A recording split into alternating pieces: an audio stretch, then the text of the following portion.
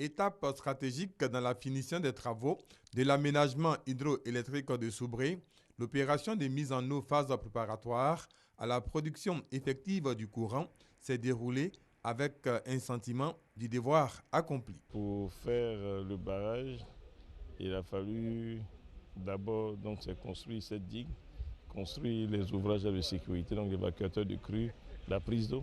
Mais pour pouvoir produire cette électricité, il faut faire les essais des unités de production. Pendant une vingtaine de jours, les techniciens vont apprécier le comportement des ouvrages de retenue d'eau.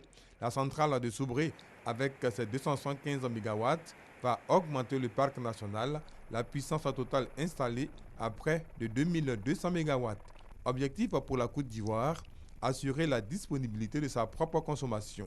Mieux, confirmer son ambition de hub énergétique sous-régional. Et si tout se passe bien avec l'aide de Dieu, nous pourrons pouvoir mettre cette machine en service d'ici fin avril, sinon donc début mai.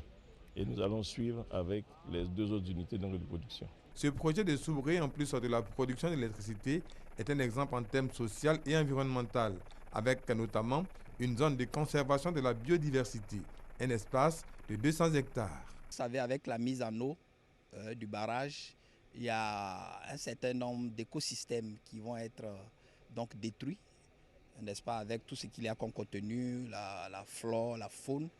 Et donc il fallait en contrepartie, donc en compensation, n'est-ce pas, préserver une partie donc, de cet écosystème-là.